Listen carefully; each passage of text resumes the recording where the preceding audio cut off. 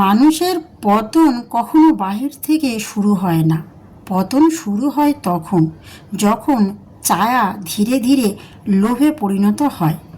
শ্রীকৃষ্ণ বলেছেন, কিছু চাওয়া ভুল নয়, কিন্তু সেই চাওয়া যখন তোমার মন, চিন্তা আর সিদ্ধান্তকে নিয়ন্ত্রণ করতে শুরু করে, তখনই জন্ম নেয় ধ্বংসের আগুন। আজকের এই মহাভারতের কাহিনী শুধু যুদ্ধের গল্প নয়, এটি মানুষের মনের ভেতরের জন্ম নেওয়া লোভ, অহংকার আর আসক্তির ভয়ঙ্কর পরিণতির গল্প। যে গল্প শুনলে হয়তো আপনিও বুঝতে পারবেন আপনার জীবনের সবচেয়ে বড় শত্রু বাহিরে নয়, সে লুকিয়ে আছে আপনার নিজের মনের ভেতরে। হস্তিনাপুরের রাজপ্রাসাদে তখন উৎসবের আবহ। রাজা ধৃতরাষ্ট্রের পুত্র দুর্যোধন বড় হয়েছে রাজকীয় ঐশ্বর্যের মধ্যে। সোনার থালা, রাজকীয় পোশাক, অসংখ্য দাসদাসী, সব কিছু ছিল তার কাছে। তবুও দুর্যোধনের মনে শান্তি ছিল না, কারণ মানুষের কাছে যতই অর্থ থাকুক না কেন, লোভ কখনো বলে না এবার যথেষ্ট। একদিন দুর্যোধন রাজসভায় দাঁড়িয়ে পাণ্ডবদের প্রশংসা শুনছিল। সবাই বলেছিল, যুধিষ্ঠির ধর্মপরায়ণ, অর্জুন অসাধারণ বীর, ভীম অদম শক্তিশালী। এই কথাগুলো দুর্যোধনের হৃদয়ে বিষের মতো ঢুকতে লাগলো। সে ভাবল, আমি রাজপুত্র হয়েও কেন সবাই পাণ্ডবদের ভালোবাসে? সেই দিন থেকেই তার মনে জন্ম নিল হিংসা। আর হিংসা যখন হৃদয়ে বাসা বাঁধে, তখন মানুষের বিচার শক্তি ধীরে ধীরে নষ্ট হয়ে যায়। দুর্যোধনের এই দুর্বলতাকে সবচেয়ে আগে বুঝেছিল তার মামা শকুনি। শকুনি ছিল অত্যন্ত ধূর্ত। সে জানত, যে মানুষের মন লোভে ভরে যায় তাকে ধ্বংসের পথে ঠেলে দেওয়া খুব সহজ। একদিন শকুনি দুর্যোধনকে বলল, তুমি হস্তিনাপুরের প্রকৃত উত্তরাধিকারী, পাণ্ডবরা তোমার সব কিছু কেড়ে নেবে। এই কথাগুলো শুনে দুর্যোধনের ভেতরে আগুন আরও জ্বলে উঠল। সে আর নিজের মনকে নিয়ন্ত্রণ করতে পারল না। পাণ্ডবরা যখন ইন্দ্রপ্রস্থ গড়ে তুলল, তখন সেই নগরী স্বর্গের মতো সুন্দর হয়ে উঠল। একদিন দুর্যোধন সেখানে গেল। সেখানে সে দেখল সোনার প্রাসাদ, অদ্ভুত শোভামণ্ডপ, অগুন্তি ধন সম্পদ। কিন্তু সেই সৌন্দর্য দেখে আনন্দিত হওয়ার বদলে তার হৃদয়ে জন্ম নিল আরও ভয়ঙ্কর লোভ। সে মনে মনে বলল, এইসব আমার হওয়া উচিত ছিল। ঠিক তখনই শ্রীকৃষ্ণ দূর থেকে দুর্যোধনের দিকে তাকিয়েছিলেন। শ্রীকৃষ্ণ মৃদু হেসে বললেন, যে মানুষ অন্যের সুখ দেখে নিজের শান্তির হারায়, সে কখনো সুখী হতে পারে না। কিন্তু দুর্যোধন সেই কথা শুনল না, কারণ লোভ মানুষের কান বন্ধ করে দেয়। শকুনি জানত যুদ্ধে পাণ্ডবদের হারানো কঠিন, তাই সে বেছে নিল প্রতারণার পথ। রাজসভায় আয়োজন করা হলো পাশা খেলার। যুধিষ্ঠির ধর্ম রক্ষা করতে আমন্ত্রণ প্রত্যাখ্যান করলেন না, কিন্তু তিনি বুঝতে পারেননি এটি শুধু খেলা নয়, এটি ছিল ধ্বংসের ফাঁদ।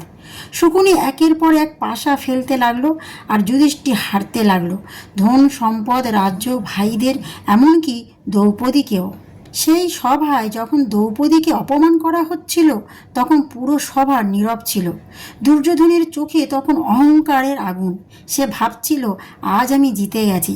কিন্তু সে জানতো না যে এই জয় অন্যায়ের ওপর দাঁড়িয়ে থাকে, তার শেষ পরিণত ধ্বংস। দ্রৌপদী চোখ বন্ধ করে শ্রীকৃষ্ণকে ডাকলেন, আর সেই মুহূর্তে অলৌকিক ঘটনা ঘটল। দ্রৌপদীর বস্ত্র শেষ হচ্ছিল না, সবাই উপস্থিত সবাই স্তব্ধ। শ্রীকৃষ্ণ তখন অদৃশ্যভাবে যেন পুরো সভাকে বলেছিলেন, যেখানে নারী অপমানিত হয়, সেখানে ধ্বংস অনিবার্য। কিন্তু দুর্যোধনের অহংকার তখন এতটাই বড় হয়ে গিয়েছিল যে সে অলৌকিক ঘটনাকেও গুরুত্ব দিল না। সময় গড়াতে লাগলো। পাণ্ডবদের বনবাস শেষ হলো। তারা শান্তির জন্য মাত্র 5টি গ্রামের দাবি করলো, কিন্তু দুর্যোধন বলল, সূচের আগার সমান জমিও দেবে না। এই একই বাক্য প্রমাণ করেছিল লোভ তার বিবেক পুরোপুরি গ্রাস করেছে। তখন শ্রীকৃষ্ণ শেষবারের মতো শান্তির দূত হয়ে গেলেন। তিনি দুর্যোধনকে বললেন, লোভ মানুষকে অন্ধ করে দেয়। যে নিজের ইচ্ছাকে নিয়ন্ত্রণ করতে পারে না, সে নিজের রাজ্যকে রক্ষা করতে পারে না। কিন্তু দুর্যোধন শ্রীকৃষ্ণের বন্দি করার চেষ্টা করলো। ঠিক তখনই শ্রীকৃষ্ণ তার বিশ্বরূপ প্রকাশ করলো। রাজসভায় আলোয় ভরে উঠল, সবাই ভয়ে কাঁপতে লাগলো। কিন্তু দুর্যোধনের হৃদয় তখনও কঠিন। অবশেষে শুরু হলো কুরুক্ষেত্রের যুদ্ধ। চারিদিকে শুধু মৃত্যু আর ধ্বংস। ভাই ভাইয়ের বিরুদ্ধে যুদ্ধ করছে, হাজার হাজার সৈন্য প্রাণ হারাচ্ছে। ধৃতরাষ্ট্র কাঁদতে লাগলেন এবং এই যুদ্ধ কেন হলো? তখন বিদুর বললেন, একজন মানুষের নিয়ন্ত্রণহীন লোভ পুরো রাজ্যকে ধ্বংস করে দিয়েছে। যুদ্ধের শেষে দুর্যোধন মাটিতে পড়েছিল আহত অবস্থায়। তার সব ভাই মারা গেছে, বন্ধুরা মারা গেছে, রাজ্য ধ্বংস হয়ে গেছে। সেই সময় শ্রীকৃষ্ণ তার কাছে এলেন। দুর্যোধনের চোখে তখন সূচনা। সে ধীরে ধীরে বলল, আমি সব কিছু চেয়েছিলাম, কিন্তু শেষে কিছুই রইল না। শ্রীকৃষ্ণ শান্ত কণ্ঠে বললেন, চাওয়া পাপ নয় দুর্যোধন, কিন্তু যখন সেই চাওয়া তোমার মনকে দাস বানিয়ে ফেলে তখন মানুষ নিজের ধ্বংস নিজেই ডেকে আনে। দুর্যোধনের চোখ দিয়ে জল পড়তে লাগলো। সে বুঝতে পারল তার আসল শত্রু পাণ্ডবরা ছিল না, তার আসল শত্রু ছিল তার নিজের লোভ।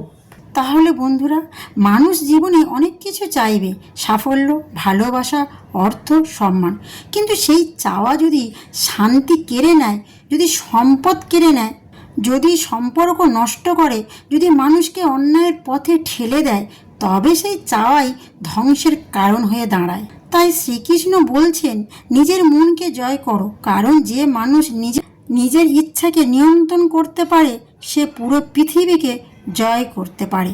রাধে রাধে। তাহলে বন্ধুরা, আজ এখানেই শেষ করছি। আর তোমাদের যদি আধ্যাত্মিক গল্প ভালো লাগে, চ্যানেলটা সাবস্ক্রাইব করবে আর কমেন্টে লিখবে জয় শ্রীকৃষ্ণ। রাধে রাধে।